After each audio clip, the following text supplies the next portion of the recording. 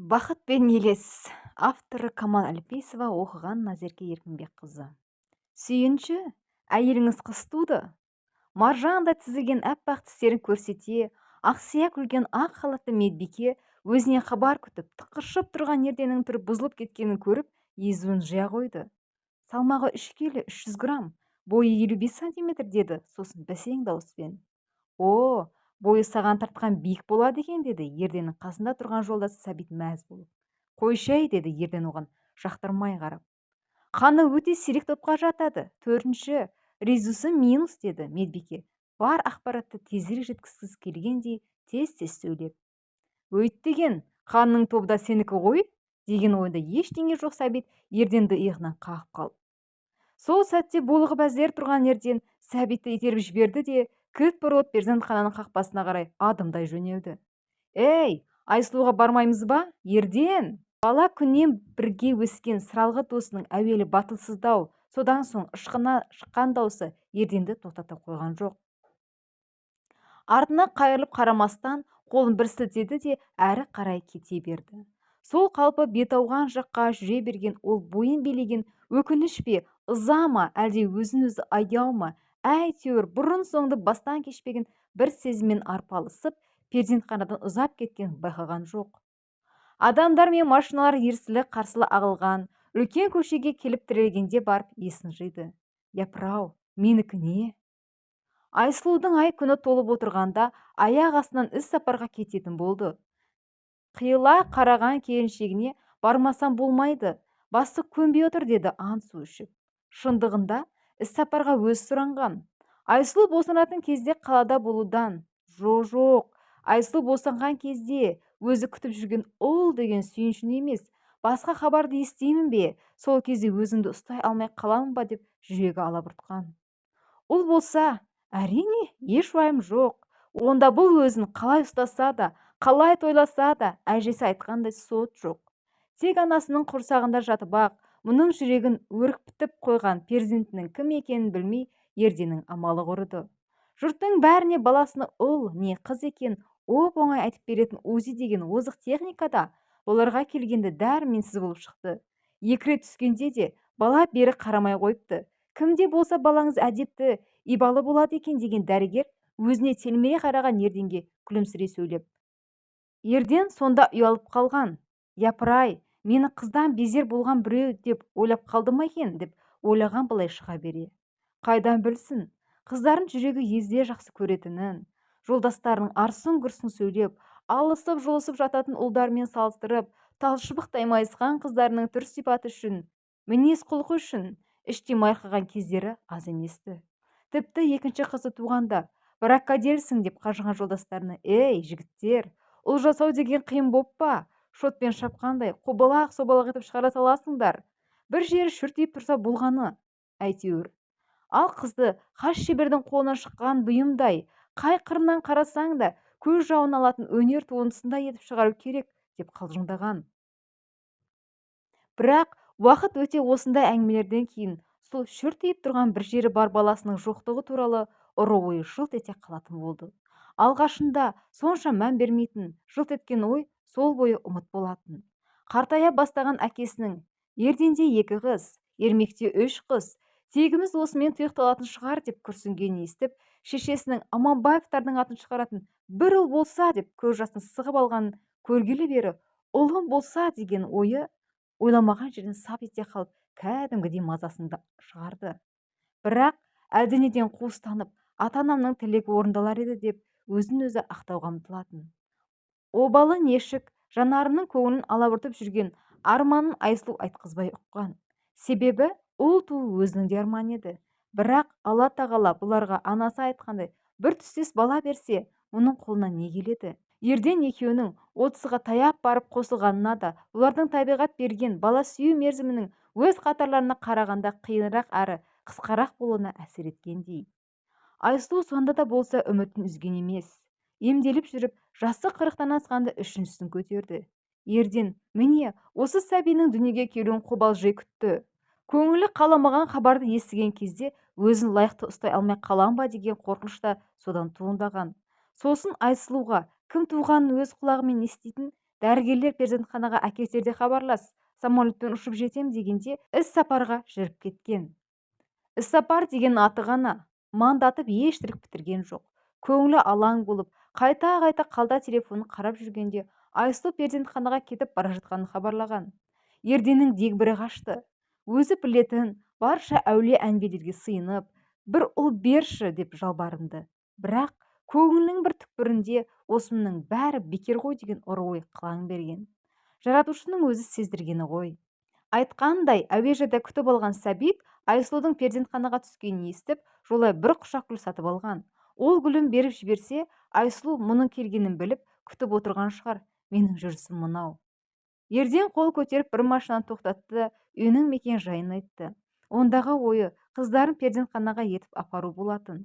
Есіктен кіре берген оның мойнына асылған Айжан мен Әсел әкесінің құшағына таласып, менің папам деп жүгіріп шаттыққа бөленді. Қане, дауласуды қойыңдар, екеуіңнің де папаңмын, дұрысы үшеуіңнің де, деді Ерден қыздарын бауырына басып. Тез киініңдер, перзентханаға барып бөпемізді көрейік. Ерденнің келіншегі босанып, үшінші қызды дүниеге әкелгені туралы хабар ағай мен жора-жолдастардың құлағына сол күні-ақ жетті. Тағы қыз ба, десті Ерденнің ұлдан үмітті екенін білетін кейбіреулер. Бірақ Ерденді көрген кезде қауқылдасып, арқасынан қағып құттықтап жатты. О, Ерден әкка байытын болды, деді ауылдағы шатырда көкөніс сататын өзбек жігіт. Өз елінде ұзатылатын қызы көп әкенің мәртебелі болатынын білетін ол Ерденді көрген кезде қалбалақтап қолын ала жүгірді. Үш қыз тәрбиелеп өсірген әкенің орны жұмақта, деді көрші тұратын Қажы апа. Айсұлу перзентханадан шыққан күні енесі Көлші Көлемді шақырып шілдехана жасаған. Қажы апа Ерденнің көңіліндегі алабұртуды сезді ме, әлде өмірден көрген түйгеніне сүйенді ме? Ұлды шаңырық иесі дейміз ғой, бірақ қыз бала қашанда ата-анаға жақынырақ деп қойып біраз әңгіме айтты. Жас келіншектерді біресе күлдіре, біресе күрсінте отырып, не ексең сонарасың деген ғой, қыз туды деп әйелді кінәлау жөнсіз деген мәселені де қозғап кетті. Әңгімесінің шілдеханадан гөрі телевизордан берілетін ақыл кеңестердей тым салмақты болып бара жатқанын байқап, қыз бала әкеге жақын болады дегенді мына Айжан мен Әселден ақ көріп жүрмін. Әкесі дегенде Айсұлуды тастатып жібереді ғой шіркіндер деп, онысын Ерденге қоштатып қойды.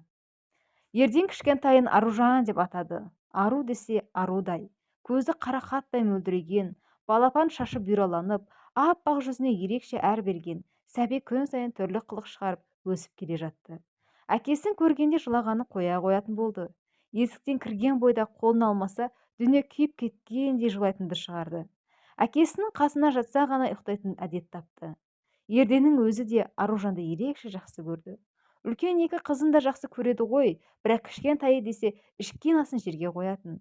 Қайда барса да қасынан қалдырмай ертіп жүретін. Міне, бүгін де мекемелерінде өтетін мерекелік іс-шараны көрсін деп, қызын өзімен бірге ерте келді. Қарсы кездескен бір танысы, ау, мына жігіттің аты кім, деді Ерденге қулана қарап. Қызым ғой, аты Аружан, деді Ерден байыппен сөйлеп. Қой, қайдағы қыз, өтіп жасырмай-ақ қой, сенің қыздарың өсіп кеткен жоқ па? Ал мынау жігіт тура сенің кісірі көшімен ғой. Молодец, деді танысын көзін қысып қойып. Шындығында бір көрген жан тізеден жоғары қысқа шалбар, жұқа футболка, жеңіл кроссовка киген Аружанның ұл не қыз екенін ажырата алмас еді. О, Ерден Мұхтарович, ұлыңыз аузыңыздан түсіп қалғандай екен, деді сол жерге келе қалған Гүлмира есімді тележурналист. Бұл келіншектің осындай іс-шаралар туралы репортаж түсіріп жүретін Ерден білетін. Мен ұл емеспін, Аружанмын, деді сәби бұртиып. Солай ма? Өкінішті. Ұл болғанда вообще күшті болатын еді, деді журналист келіншек Ерденге көзінің астымен қарап. Қызымның қай жері ұнамай қалды, деді Ерден қылымсып тұрған келіншекке ашулана көз тастап. Ол әлде адам жанына бататындай жайлар болатын білмейтін, әлде біле тұра өзімдікі дұрыс деп табандап отырып алатындардың қатарынан ба екен, айтқан сөзіне титтей де қысылмай ұл еместігі, деді мырс-мырс күліп. Сөзі жүрегіне біз тығып алғандай әсер етті. Содан бастап Ерден адамдардың сөздерінен астар іздейтінді шығарды. Балалар аман ба, деді ауылдан келген туысқаны кездесіп қалып. Қыздар деуге мені аяп тұр ғой, деп ойлады Ерден іштей. Балаларыңызды жаңа жылдық шыршаға келесіз бе? Мен тізім жасап жатырмын, деп сұрады хатшы қыз. Әдейі қыздарыңызды демей тұр ғой, деген ой жүрегін шаншып өтті. Ақыр аяғы хатшы қыз да ұлы жоқ деп мені мүсіркейтін болды деп ойланды мұңайып. Бара-бара ұлының жоқтығы күндіз ойынан, түнде түсінен кетпейтін болды. Ішіне бір түсіп алып, кеулеп жеп жатқан жегі құрттай барлық арман мақсаттарын көмескілендіріп, өмірде ұлды болудан басқа мұраты жоқ адам қалпына түсірді. Небір қуанышты кездерінде неге менің ұлым жоқ деген ой жылт ете қалып, асып тасқан көңілін сап деятын.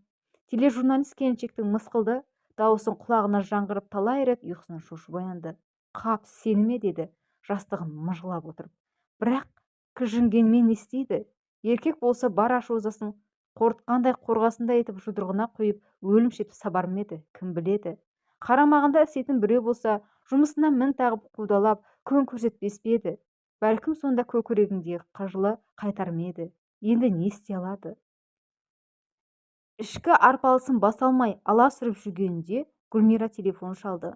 Түк болмағандай сөйлеп, компанияның ірі тұлғалары туралы хабарлар циклін жасап жүргенін, жоспарларында бұл туралы да бар, фильм түсірмек ойы бар екенін айтып, кездесуді ұсынды. Ерденнің қаны басына шапшыды. Дәл қазір кезінде өзін ұлың жоқ деп мүсіркеп кеткен әйелді атарға оғы жоқта еді.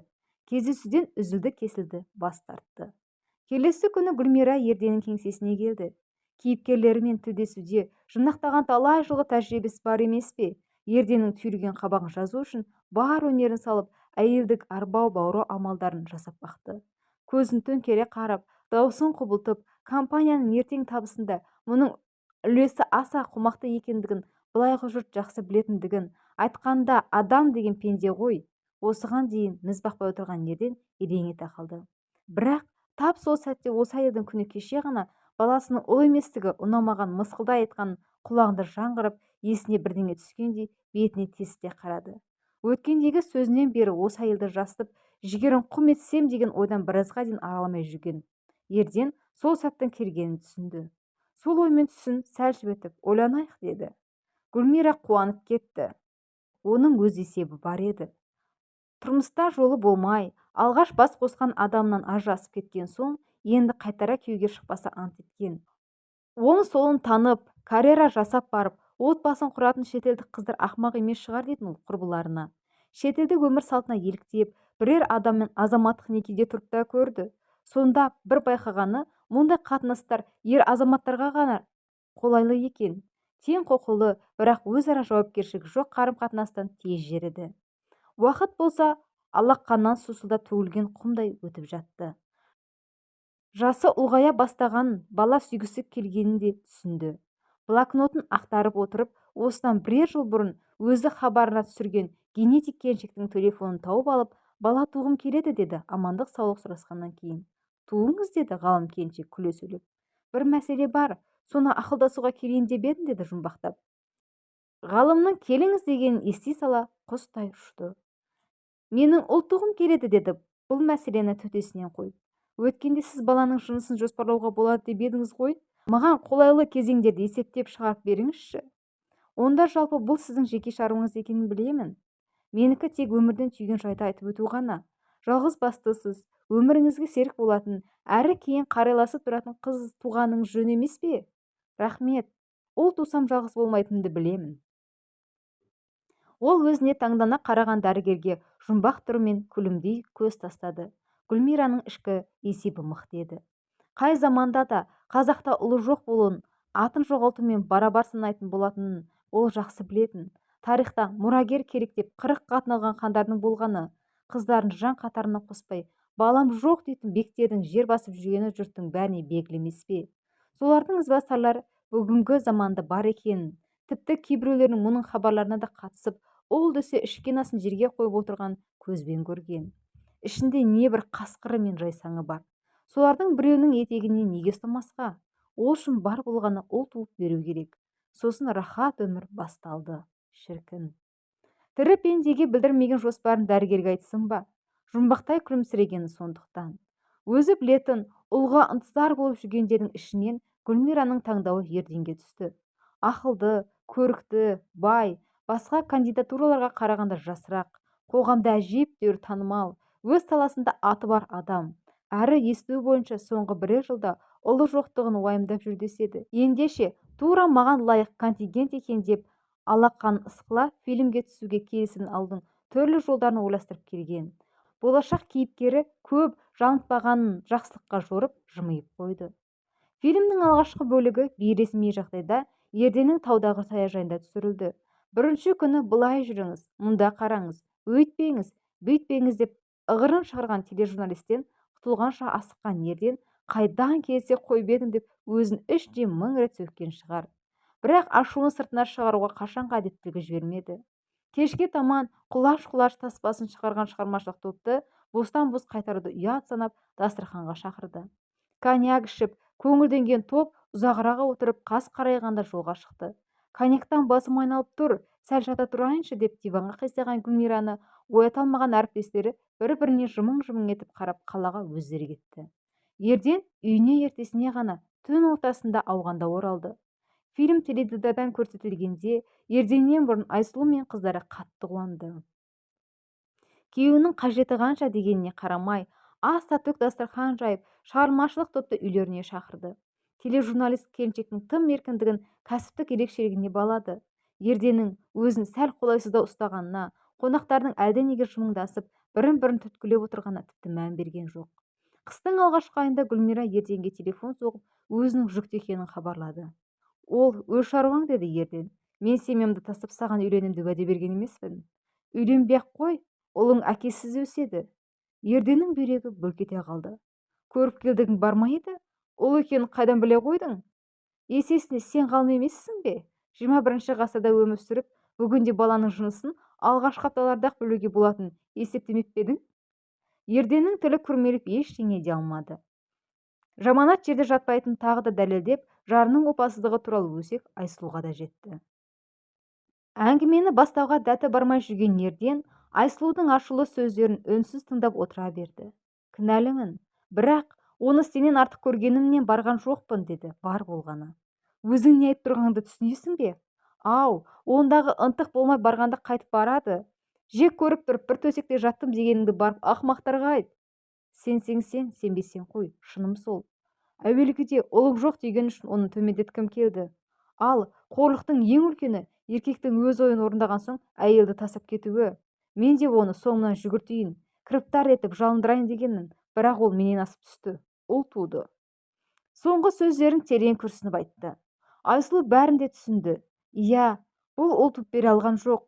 Сол үшін Ерденнің қорланып, өзі бақытсыз сезініп жүргенін де сезеді. Бірақ бақыт баланың ұл не қыз болуында ма екен? Осынша құрбандыққа апарған ұлдың ұшпаққа жеткізеріне кім кепіл? Қыздарын айналып, үйретіліп, ет жүрегіне жеткен әкелік сезімі бірақ сәтте ұмыттырған ұл. Жарық дүниеге келер жолыңа тап, өзіңді 3 перзенттің көз жасы төгілген сезесің бе? Дүниеге келісімен бір отбасының шырқын бұзған ұл, өмірде қандай болар екенсің? Шым шытырық ойға шымалған Айсұлу Ерденге біреулерді жылату арқылы бақытты болу мүмкін еместігін айтқысы келген. Бірақ дәл қазір оның ұлды болғанынан басқа ештеңені ойлай алмайтын күйде екенін түсініп, әңгімені созудың қажеті жоқ деп шешті. Ұлды армандағаныңды білемін, бірақ сенің арманының арман емес, өмірдің бар мәнін перзенттің жынысымен есептейтін ауруға айналған өкінішті. Сондықтан жолыңа кесе көлденең тұрып қайтем, бәрібір саған ұлдан басқа бәрінің мәні жоқ болып тұр емес пе? Бар, жолың ашық. Бірақ ойнастан туған ұл оңбас деген сөздің бекер айтылмаған ұмытпа. Қашанда өз пікірін білдіру үшін оны ішкі безбеніне салып таразылап алып барып сөйлейтін Айсұлудың соңғы сөздері денесін тітіркеткен Ерден есікке беттей беріп қалт тоқтай қалды. Қарсы уәж айтқысы келгенде аузына дәлелді сөз түспеді. Содан соң өй, қазақ не демейді деген оймен өзін алдатып кетуге бет алды. Жанары жасқа толған Айсұлу иығын сәл құшиынтыңқырап бөлмелеріне шыға берген Ерденді көзбен ұзатып, екеуара небір тәтті сәттер өткен төсектерінен тапжылмай отыра берді. Сыртта беттеген Ерденнің аяғына Аружан келіп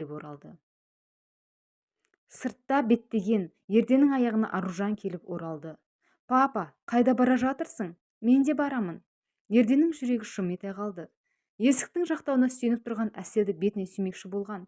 Ол өкси теріс айналып кеткенде, Айжан әкесінің қасына сырғи өтіп, анасының бөлмесіне кірді. Мама, неғып отырсыз?